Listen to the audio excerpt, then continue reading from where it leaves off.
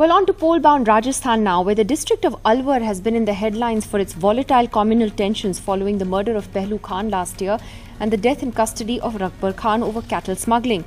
But even after the Supreme Court order to rein in cow vigilantes and the promise of the Chief Minister to not allow such violence, the communal rhetoric on the ground has only intensified. Several BJP MLAs from Alwar's 11 assembly seats are openly campaigning on the twin issues of the cow and the love jihad.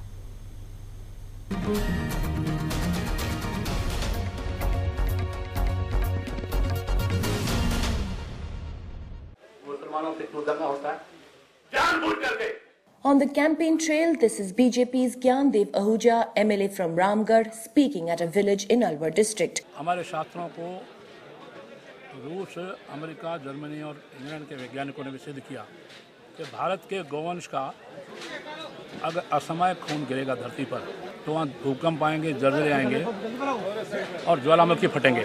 Communal tensions in Alwar are already high after two brutal acts of lynching of Muslims in the past year and a half. The latest, the murder of Rakbar Khan, a Mave Muslim accused of smuggling a cow. The Chief Minister had promised to rein in the vigilantes after the Supreme Court directed state governments to take punitive action against such violence. But that has not stopped men from Ahuja from cranking up the rhetoric, referring to an incident in a village called Govindgarh where cow hides were allegedly discovered in a raid by vigilante groups. These men accuse us of bias.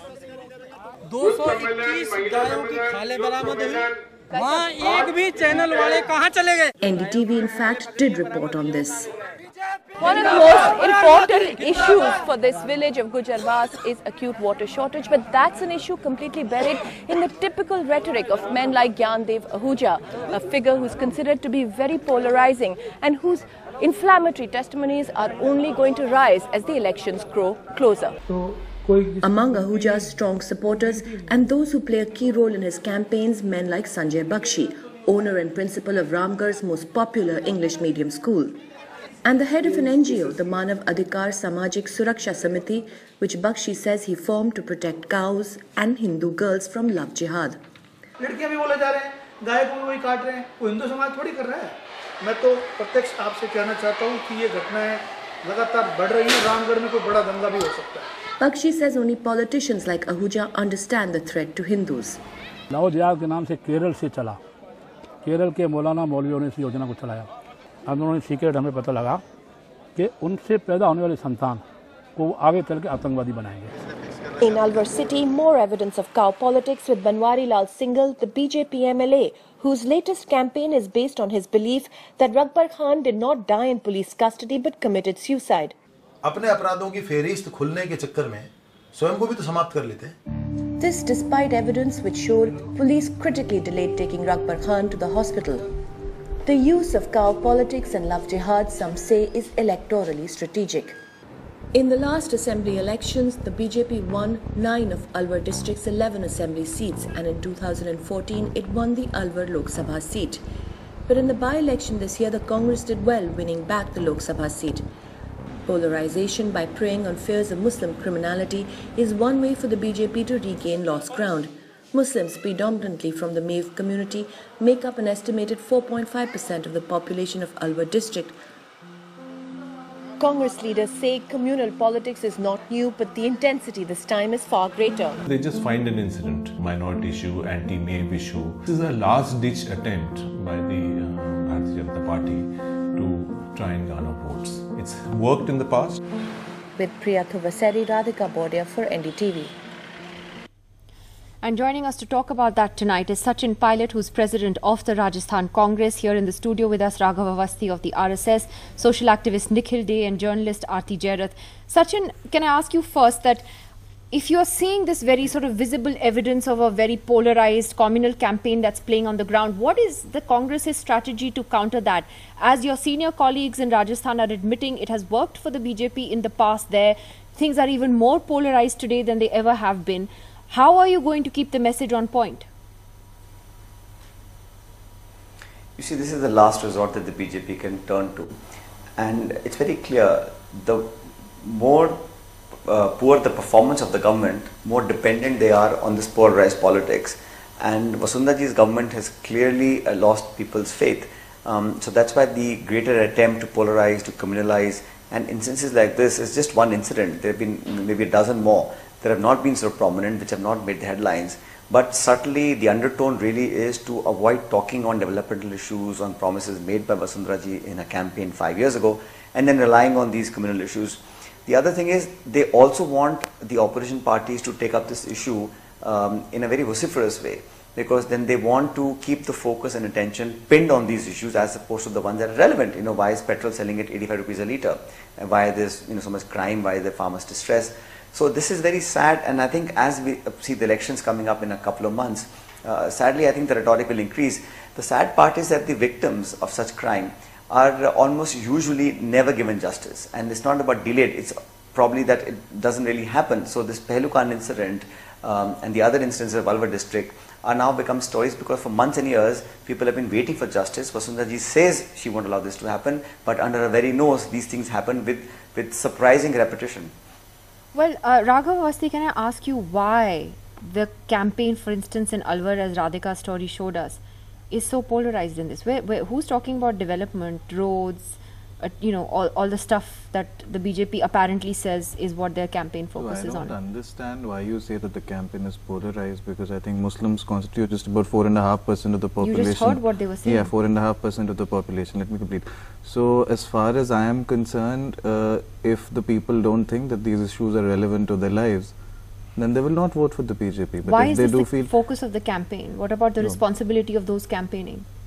But we have to also examine whether these issues are genuine as far as the people are concerned. If these are so you're not concerns of the apologetic people, about it. It's brazen communalization. What is the brazen communalization about something like cow slaughter? Cow slaughter is something that has that's been the big pressing issue for the people of Rajasthan today. Not exactly jobs, not the prices of fuel, issues. not what's happening to the economy, what's happened after demonetization, rural distress. These are not issues. If the people are so dissatisfied with the BJP government, then they will vote the BJP government out. No, I'm asking ultimately you why the importance of these issues will be judged by the people. Why are these Let the people MLAs judge raising them. issues of cow meat, Gaur Rakshaks, love jihad? How are these development issues? Maybe these issues are relevant to the people. I mean, we cannot decide for the people as to what issues are relevant to them. The people have the right to decide. And if the BJP if the BJP raises issues that are not germane to the lives of the people, the BJP will be voted out. What's the big deal about it? So you don't care. I mean, now it's like we don't care. Yes, we're playing the politics of polarization and communalization, and we're not going to apologize for it. As far as cow slaughter is concerned, I think cow slaughter is a law and order issue. Cow slaughter is something that is banned under the law in Rajasthan. Muslims started love jihad from Kerala. Now there is information they are turning their offspring into terrorists. This is what one of the MLAs has just said in that story. I'm glad that you brought love jihad up. As far as love jihad No, I'm asking, is this the kind of campaign that the BJP should be running? Muslims are turning their offsprings into terrorists? As far as love jihad is this yes or no? Is this okay? Yeah, I will tell you. No, there has to be a context. No, there is no context. There is no context. There is a right or wrong. Some things are right or wrong. There is a judgment of the Kerala High Court whereby love jihad has been flagged. They are turning their offspring into terrorists. Do you agree with that?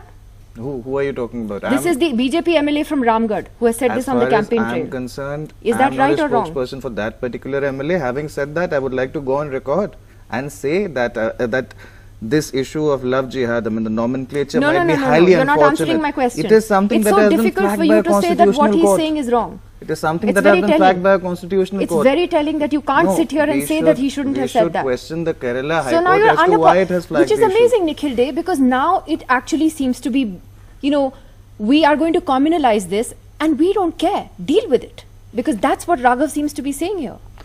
Yeah, it's very, very dangerous from the point of view of the country. You can sit here on national TV and say that Muslims are producing offsprings who are terrorists. I didn't say that. You're agreeing with that statement? Why don't you condemn it? I just find it shocking. They're not condemning it. You're not condemning it, really. I'm just shocked. I'm shocked. Who am I to condemn or approve? No, and the problem is that this is a person who is an MLA. There are, all this time we've been hearing about fringe elements. Yeah, but this is a person, these are two people who are MLAs. They are MLAs who are going to get, in all probability, the ticket the next time and stand for election again. As far as constitutional courts are concerned, the court has said on cow slaughter that these are things that on issues of cow vigilantism that they need to be reined in. Do you agree with what the Kerala High Court says on love jihad? So I'm saying you're raising the issue of Kerala High Court, but you're not raising. The Kerala High Court says there is love jihad. You're not raising the issue. I have the citation of the judgment. No, Raghav, in that's one case that you have one thing that you're citing, and here just look at the situation. Okay, there's an election. You're saying let whoever win and let whoever lose. What about what's happening to the fabric of the country? What about what's happening between communities? What if you are going to start saying that the children of a complete community? I didn't say that. You didn't, but that's what was said there, and that's why you suddenly brought up the Kerala High Court. Yeah. Instead of coming out and saying that this is a ridiculous statement, it should actually be condemned, and the party itself must rein these people in. Of course, the courts will say their bit, others will say their bit, but even on cow slaughter, if you go around as a political party, what is happening right across the state of Rajasthan is that because of these cow vigilantes, normal breeding of cows has become difficult. Farming has become difficult. Cows are a problem right across the state. The point people hate this government and its cow vigilantism so much. Let them vote it. No, government out of power. I'm sorry. What are you doing? Yeah. The point is, I want to ask Aarti that are we actually seeing, as Sachin Pilot is saying, that when you run out of arguments on development, that or you fall back on this. Others would argue that it's always been a twin strategy. You have one face that will say, which would be the Prime Minister, who will then maybe resort to this towards the end, but by and large will try and focus on his message. And everybody else will say things like Dimak and termites and all that. But so now that's come into the language already, is that what this entire campaign is going to be? No, but that's the whole point, Nidhi. Where do people like these MLAs in Rajasthan draw the courage to say these things so openly? Where does Raghav, draw his strength to, defend it so brazenly? Because the party president himself, look at his campaign in Rajasthan. I mean, yes, he said Bangladeshi migrants, but Bangladeshis, Rohingyas, Muslims, it's all interchangeable. They're termites. He calls them termites. He called them termites. And we're talking about the term. We're talking about the term. We're talking about the kind of language. Raghav, that's not the point. We're talking about the language that's being used. We're talking about the language. The issue is different. The language that's being used is different. And that signal, it's about, the signal to polarize is coming right from the top, from the party president himself. And that is the problem. That is the problem. And that is why everybody can so brazenly communalize an election. In that sense, how does the Congress plan to counter that message? Because if it's going to be this brazen polarization, you can't win. What are you going to do to counter that?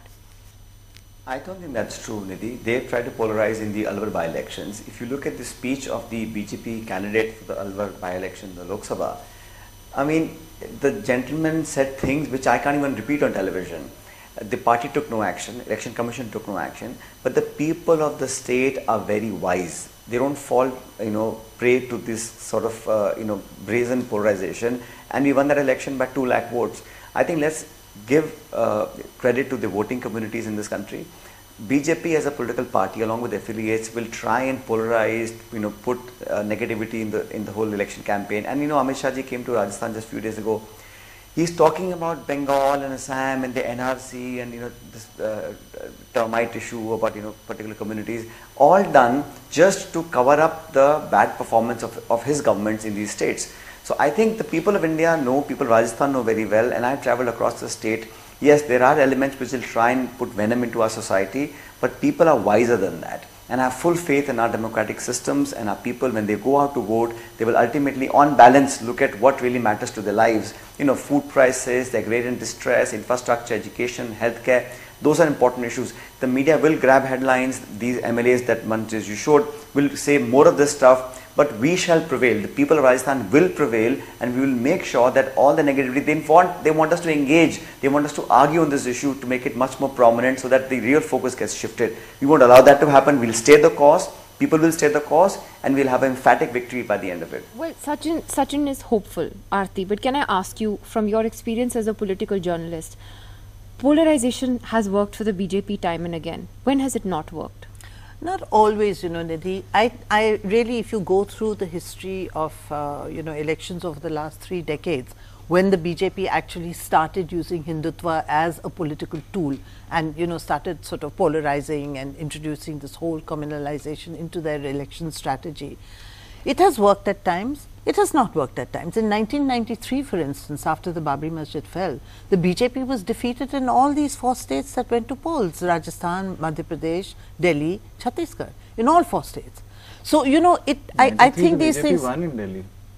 Madan Lal Khurana formed the government, by the way. Okay, maybe in Delhi they won, but in all the other states, no, UP, sorry, it was UP. And in UP, it won an unprecedented vote share, and it lost just Madhya Pradesh and Rajasthan. So happy that in UP, Madhya Pradesh and Rajasthan, the BJP lost. I didn't say that. I'm just, intervening as far as the point of fact is concerned. No, the BJP lost, right? They lost in 1993. They lost in UP, they lost in Rajasthan, they lost in Madhya Pradesh. They won in Delhi. And they won in Delhi. Yeah, but they were in power in these states and they lost. And they lost, right? Yeah. So Sachin has a point, you mean? Yeah, I'm saying that I think these things come in phases, they come in cycles. But what is happening is that every time the BJP manages to win, they have injected that much more poison into the social fabric.